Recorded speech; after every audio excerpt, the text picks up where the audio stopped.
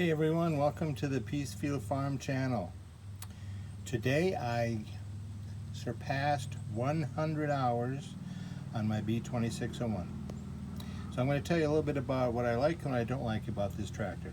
I've had it for 1 year now, 100 hours. That seems to be pretty average for tractors I've had in the past too.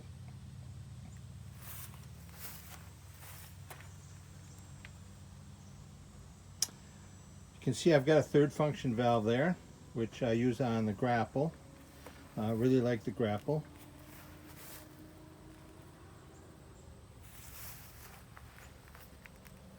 The loader, they say, you can take off from the seat. And I guess you could. You'd have to be a little bit of a contortionist to make her work, but you could do it. I used to, when I first got the tractor, I used to take the loader off whenever I mowed. It's fairly easy, it's not a big deal, but I had some trouble with it the last time I took it off. And the trouble was, I guess I wasn't paying attention as closely as I should have been to hooking it back up, and I kind of got the loader arms wedged in a funny way. So right here, and right here, I scratched the side of it a little bit. And if we do a quick walk around to the other side, I did a little bit of damage down there too. Not a big deal. I mean, scratches are scratches. It's a tractor, it's going to get scratched. But I do not take the loader off anymore. These are R14 tires by Goodyear, a hybrid tire. Kind of combines the R1 Ag tire with the R4 industrial tire like you'd see on a skid steer. After running them through a Minnesota winter, I'd say the traction is excellent. When I'm plowing snow, I run a box blade on the back for weight, and I have a plow up front in place of the bucket. The tires are not loaded, and I have not had any traction problems whatsoever. Also on the back here, I've added a Pat's quick attach system, which is really nice. And I think it's, I've done another video on that, but I think it's far more economical than even the Harbor Freight quick hitch at $100. Mostly because you have to buy those shims for your implements on the Harbor Freight or the more traditional quick hitch styles. So you don't need that with the Pat's quick attach system. I've also changed out that crummy little toolbox that Kubota gives you with a ammo can style toolbox, which is a very quick change. Up top here, I don't weld, so I have to use nuts and bolts. So I've made a bracket for my light. I do take this off my property to to plow a neighbor's driveway in the winter. So I'm driving out on the roads a little bit, and I wanted a nice bright light to show people that I'm on the road.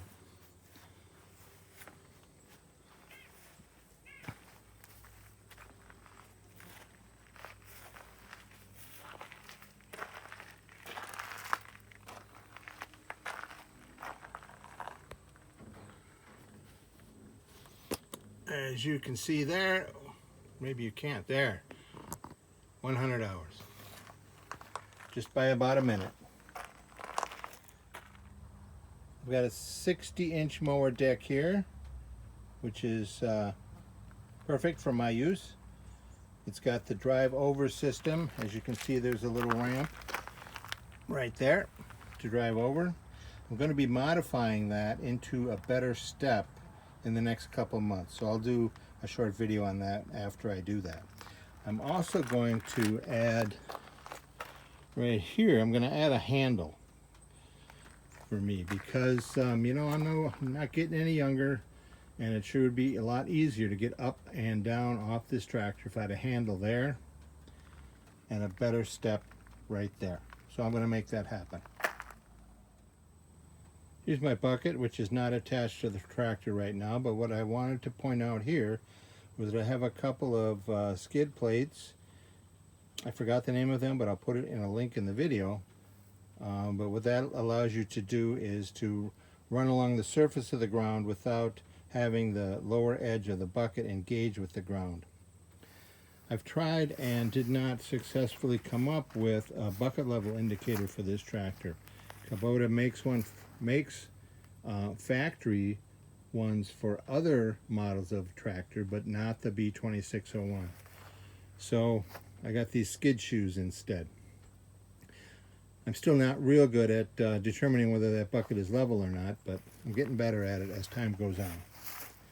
And of course, the quick attach system here for your bucket or your grapple or whatever else you got going on the front is really, really nice. That's really the reason I changed from my B2680 to the B2601, because I had a pin-on bucket before, which is just not acceptable if you're going to try and take that bucket off and do anything else with the front end of your tractor. You can see I have the awning up on top there, which my wife wanted the awning, so we got the awning for her. I do like it, but you have to pay real close attention to your height clearance if you're trying to go in and out of a garage. I have a lean-to off the side of my pole barn, and I've scraped it a couple of times with that lid and didn't really care for it. But it's good to keep the sun off you, so that's a good thing. Here's what the bottoms of these skid plates look like after a year of use.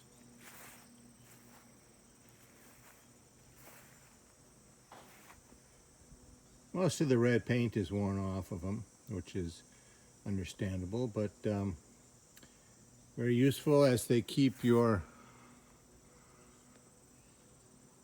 bucket maybe an inch to a half an inch off of the surface.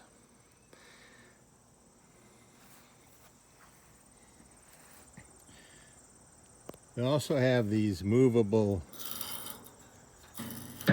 arms that stick out, and I use that for, fence posts, hauling lumber, taking the trash down to the road, all that kind of stuff. So, good investment. As I said, I'm at 100 hours right now.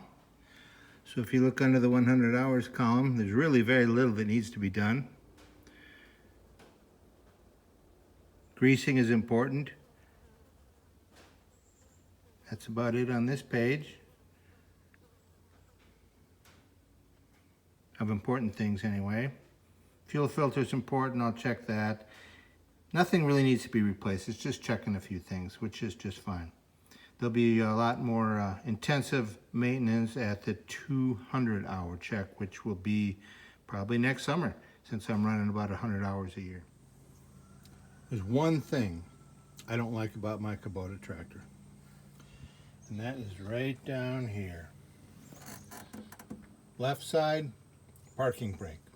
I'm glad it has a parking brake, but I wish they would put some sort of reminder up on the dash to remind me that the parking brake's on. I can't tell you how many times I've driven this tractor with the parking brake on.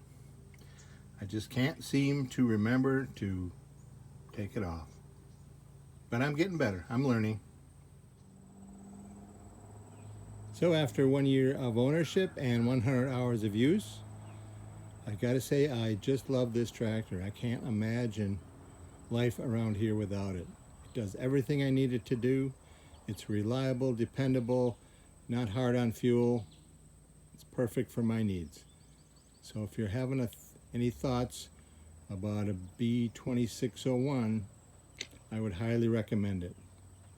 Thanks for watching.